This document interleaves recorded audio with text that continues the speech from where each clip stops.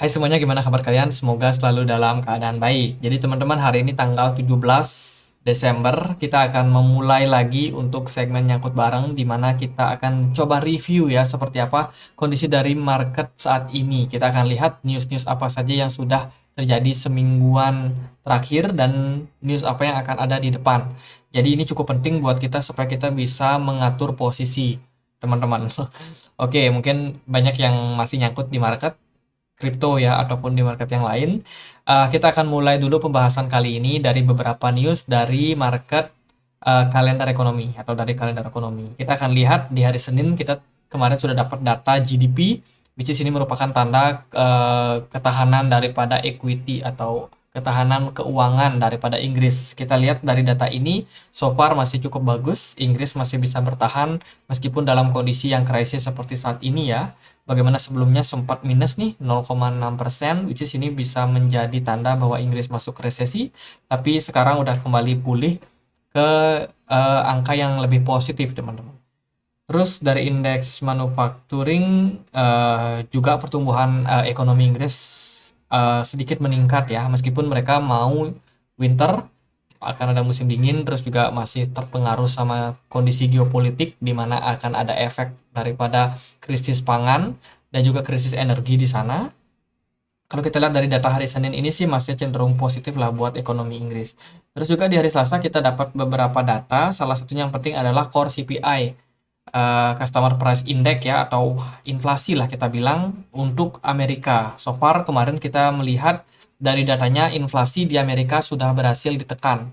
Teman-teman, dari sebelumnya 7,7%, sekarang udah turun ke 7,1%. Which is ini sebenarnya sangat-sangat positif buat market ya, terutama market gold dan juga market Bitcoin. Jadi dari data ini membuat pergerakan dari harga dolar itu mengalami penurunan. Kalau kita lihat sih dari data kemarin itu kapan? Oh, yang ini ya teman-teman. Ketika kita dapat data CPI, market itu langsung merespon negatif untuk market dolarnya atau indeks dolarnya. Terus juga dari hari Rabu kita dapat data CPI untuk Inggris. So far kalau kita lihat dari datanya, inflasi di sana juga turun ya. Ini tanda yang cukup bagus juga untuk makroekonomi. Yang mengejutkan adalah di hari Kamis, teman-teman, akhirnya The Fed menaikkan suku bunga sebesar 0,5 basis point atau 50 basis point ya, sorry. 0,5% atau 50 basis point. Dari sebelumnya di 4%, suku bunga saat ini di Amerika adalah 4,5%. Tapi hawkishnya Jerome Powell itu justru muncul ketika statementnya mengatakan bahwa mereka akan masih stick untuk melakukan kenaikan suku bunga di tahun 2023, which is target mereka itu ada di kisaran 5,1%. Artinya adalah kalau kita melihat dari data saat ini, ada kemungkinan di tahun 2023 The Fed masih bakalan naikin suku bunga sekitar mungkin 3 kali ya. 25 basis point, 25 basis point, 25 basis point, atau mungkin 50 basis point, kemudian 25 basis point. Intinya dia ada kemungkinan buat naikin sekitar 75 sampai 50 basis point ke depannya untuk di tahun 2023. Dan itu benar-benar direspon negatif untuk market, terutama market kripto, teman-teman. Karena melihat data itu artinya adalah masih ada kemungkinan likuidasi di market itu berkurang. Orang-orang yang punya duit tentunya akan lebih milih untuk beli kayak obligasi ataupun depositoin uangnya dalam bentuk US dollar. Kenapa? Karena suku bunganya dinaikin, teman-teman. Jadi itu salah satu gambaran yang bisa kita dapatkan sehingga menyebabkan likuidasi di market akan semakin turun. Volume perdagangan berpotensi untuk semakin turun. Jadi ekspektasi market yang lain di hari Kamis itu adalah The Fed untuk pivot, untuk membicarakan soal pivot. Tapi The Fed bilang ini belum saatnya buat pivot. Meskipun kita melihat data-data seperti CPI-nya kemarin udah turun ya, inflasi di sana udah turun, tapi Jerome Powell merasa kita masih perlu melihat ke depannya seperti apa. Mereka belum yakin dengan data-data yang tampil saat ini. Jadi kurang lebih itu poinnya, hawkish-nya The Fed itu menyebabkan market drop signifikan. Dari zona Eropa juga banyak news, dan juga zona Inggris ya, ada banyak sekali newsnya ini. Wah. Terus di hari Jumat kita dapat data soal PMI, manufacturing dan juga komposit untuk Inggris. So far Kita lihat dari datanya cenderung melemah ya, manufacturing di sana, produksi barang-barang dan jasa menurun. Terus juga ada data CPI, Customer Price Index untuk zona Eropa. Kalau dilihat dari datanya cenderung mengalami tren penurunan. Oke, itu sekilas review untuk minggu ini yang bakalan lewat tentunya. Di depan ada apa? Tuesday itu di hari Selasa ada apa ini? Ada building permits dan juga PBOC loan permits untuk China. Oke, mungkin di hari Selasa nggak akan terlalu gimana-gimana ya eventnya. So far kalau kita lihat dari sini, mungkin yang sangat-sangat berpengaruh itu bisa jadi di hari Rabunya. Di sini ada pembahasan soal crude oil inventory atau inventory minyak mentah. Amerika punya berapa minyak mentah, ini sangat penting sebagai cadangan mereka ya. Karena ini bisa saja berpengaruh sama yang namanya inflasi dan juga GDP untuk Amerika Serikat. Terus juga penjualan rumah lama. Itu juga penting, customer confident. Ini juga sangat penting untuk Amerika Serikat. Jadi seperti apa kepercayaan konsumen saat ini dengan kondisi geopolitik, dengan kondisi ekonomi saat ini, apakah masyarakat masih percaya? Intinya itu untuk hari Rabu, terus juga di hari Kamisnya kita bakalan ada GDP untuk Inggris. Nah, ini penting juga. Apakah Inggris akan kembali masuk resesi? Kalau dari forecastnya ini kelihatan ya ada minusnya ya untuk kuartal on kuartal. Ya, kita lihatlah teman-teman apakah Inggris bakalan kembali masuk resesi atau gimana. Terus juga ada GDP dari zona Amerika Serikat.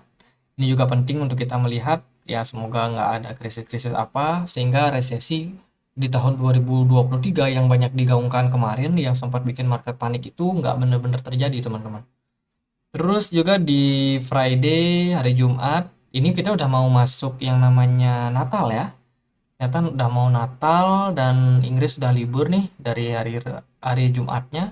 Jumat, Sabtu, Minggu Natal, terus ya mereka udah off, teman-teman. Mungkin di masa-masa ini juga bakalan banyak aksi taking profit karena mungkin para pelaku pasar dalam kondisi ini baik saham, baik kripto, mungkin juga emas, trading future itu bagi mereka yang merayakan Natal mungkin mereka perlu dana nih buat buat merayakan tentunya. Jadi mungkin di hari-hari ini kita bisa melihat adanya kenaikan di minggu depan ya, semoga aja entah itu hari Selasa kah atau hari Rabu, hari Kamis.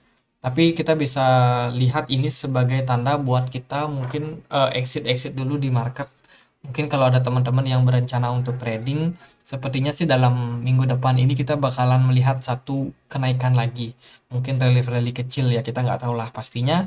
Tapi kalau kita lihat menjelang Natal, kemungkinan hal itu bisa saja terjadi ke depan. Oke, menarik kita lihat ini dari makroekonomi, dari ekonomi kalender. Kita akan lihat juga dari yang namanya news-news apa saja sih yang ada. Teman-teman, belakangan ini Binance ini lagi dihajar habis-habisan sama FUD ya. Di mana proof of reserve mereka itu diragukan. Sebelumnya Binance sudah sempat meluncurkan yang namanya proof of reserve, tapi satu persatu mungkin hater atau gimana itu dibantah lah, bisa dibilang proof of reserve punya Binance. Katanya itu pinjaman, katanya itu cuma data angka-angka saja. Ada juga yang pihak yang mengatakan Binance scam dan lain sebagainya. Sampai kasusnya itu Binance nggak bisa di withdraw. Jadi ada beberapa teman-teman yang mengalami masalah tentang withdrawalnya, terus juga ada masalah di market future-nya. Jadi banyak lah waktu itu mungkin ada masalah internal, masalah teknis sendiri dari aplikasinya, kita nggak tahu pasti. Dan yang terbaru adalah Mazars, ini adalah salah satu perusahaan auditor ya, itu menghentikan sementara proses audit untuk klien kripto. Ini ada di Binance, terus juga KuCoin kalau nggak salah, dan juga Crypto.com. So ini fund yang cukup mencengangkan karena kan kita tahu bagaimana kasus FTX kemarin itu sudah mencederai banyak investor. Banyak orang yang sudah tidak percaya lagi sama yang namanya centralized exchange, dan Binance, terus yang besar-besar lagi kayak Crypto.com itu benar-benar terpukul dalam kondisi seperti sekarang ini. Itu terus juga dari news yang lain, ini ada serangan ya, Rusia udah mulai teriak perang lagi, serangan ke Ukraina, teman-teman. Ini beritanya sih di Aku lihat penyerangannya kisaran 14 Desember deh kalau nggak salah. Jadi sekitar 3 hari yang lalu. Tapi ini beritanya baru muncul saat ini. Dan penyerangan ke Kiev ini cukup mencederai lagi nih banyak orang teman-teman. Jadi ada berapa orang yang jadi korban dan tentunya ini bisa menjadi FUD yang cukup buruk ya buat market. Kalau dalam kondisi geopolitik seperti ini, perang belum berkesudahan.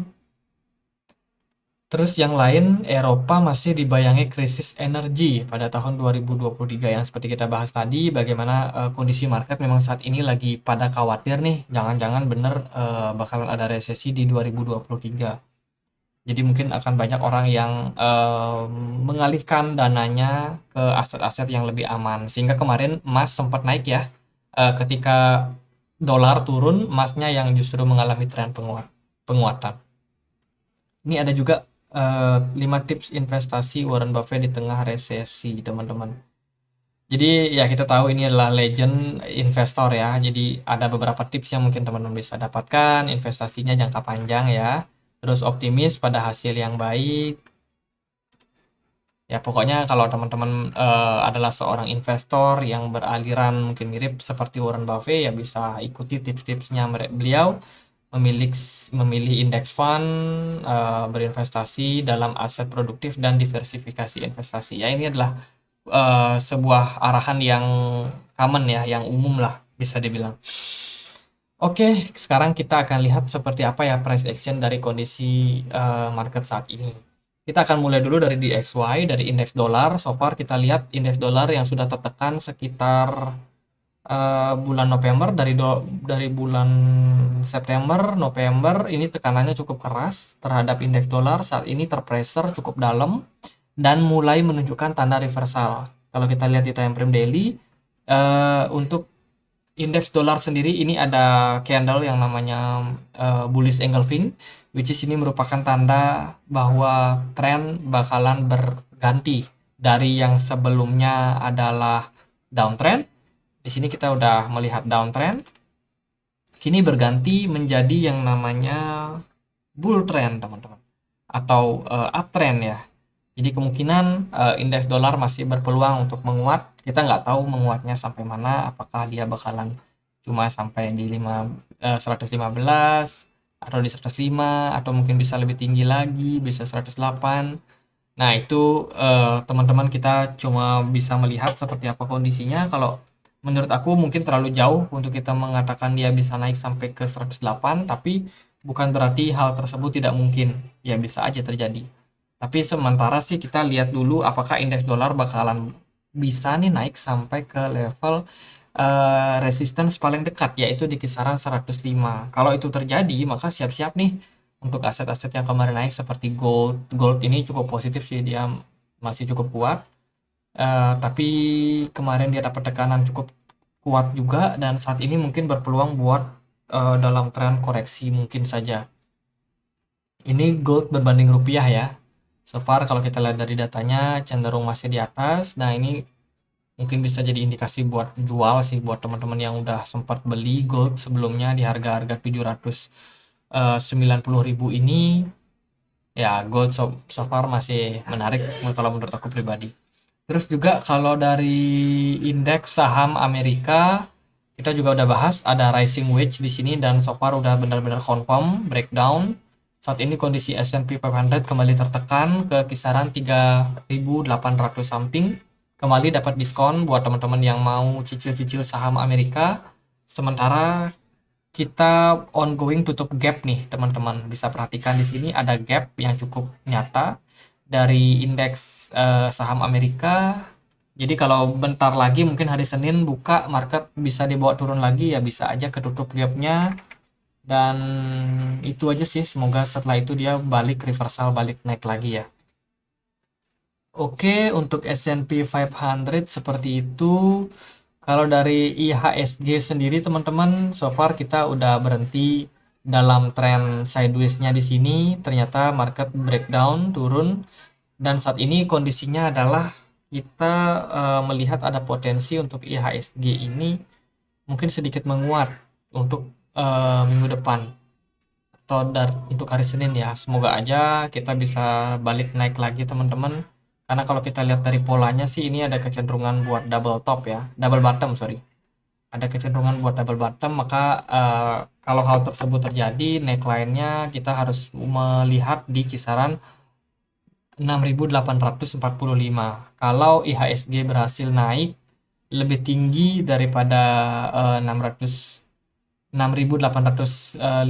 ini, kita bisa closing di atas. Nah, itu udah bagus sih, potensial buat double bottom. Maka target kenaikan mungkin kita bisa lihat IHSG bisa balik lagi ke 7 ribuan something. Ya, itu sih, semoga aja bisa. Oke, udah. Bitcoin gimana? Nah, Bitcoin kalau kita update ya, kemarin kita juga udah sempat bahas juga Bitcoin di time frame daily itu jelek banget, teman-teman. Kita hanya bikin yang namanya doji, doji candle atau mungkin ini pin bar ya.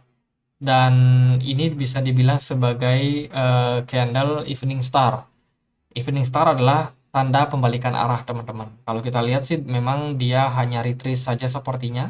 Di sini bagaimana rejection itu sangat kuat tercipta pada Bitcoin di kisaran 18.300 something. Jadi ya penurunan mungkin saja masih akan tetap berlanjut, teman-teman. So far kalau kita lihat dari analisaku sebelumnya, Bitcoin ini berpeluang bergerak di dalam sebuah pattern yang namanya falling wedge. Jadi bergerak di dalam falling wedge, dan saat ini kita masih cenderung ketahan di level support kisaran 16.700. Tapi di sini aku mau sedikit tambahin aja, meskipun bergerak dalam sebuah falling wedge, kita juga ada indikasi teman-teman kemarin gagal dalam hal break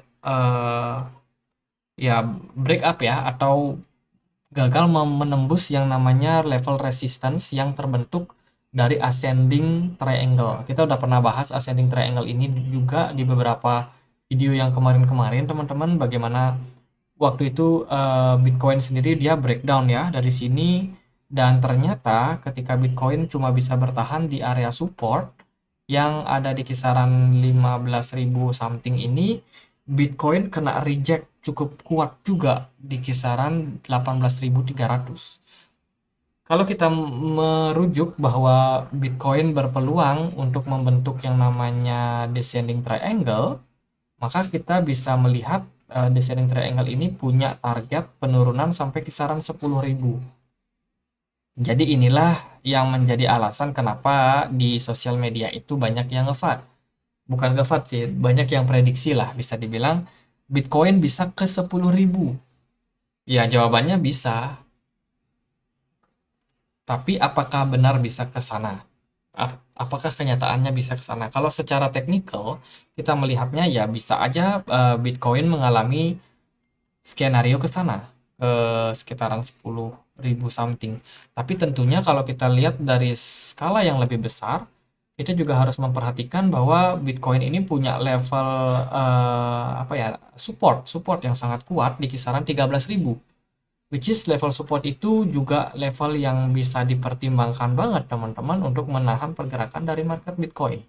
13.000 something adalah area yang cukup kuat juga buat menahan Bitcoin untuk turun lebih dalam lagi.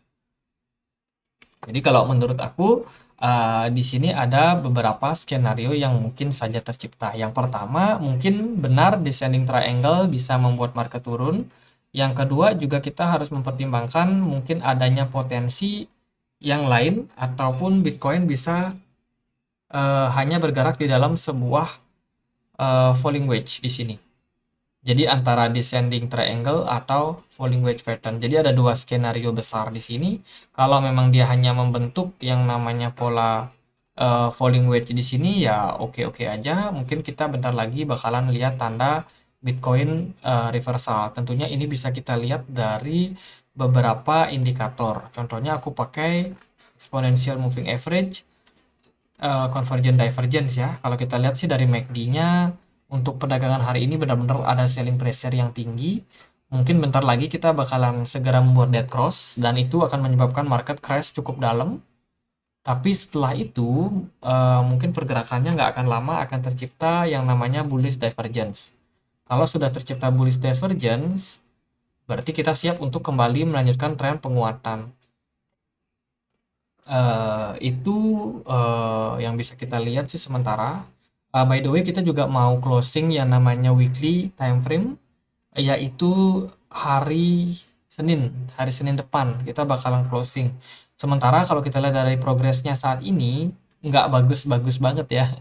Jadi Bitcoin kena pressure setelah dia buat doji. Di sini kita justru dapat satu candle merah lagi, which is ini juga bukan merupakan tanda yang positif buat market, teman-teman. Ini bisa jadi menjadi pola penurunan lanjutan lagi, ataupun ada peluang lain juga ya kalau Bitcoin sejelek-jeleknya dia turun ke 16.100 atau 16.200, bisa aja di level tersebut Bitcoin ketahan.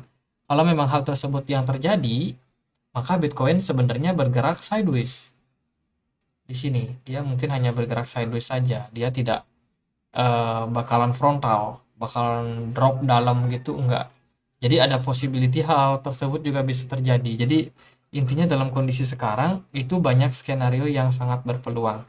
Either dia memang bisa drop dalam, ataupun bisa hanya sideways, ataupun juga hanya turun bertahap, kemudian dia malah bullish. Jadi itu buat teman-teman yang kemarin udah cicil beli di kisaran 15.000, tentunya nggak perlu khawatir. Paling yang ketar-ketir kalau teman-teman mainnya di market futures, di trading di market futures ya, harus pasang, harus menganalisa setiap hari, melihat ini itu. Kalau yang mau investasi, cicil beli ya udah, teman-teman udah beli, cukup tunggu market bullish di halving tahun depan. Oke, gitu untuk Bitcoin.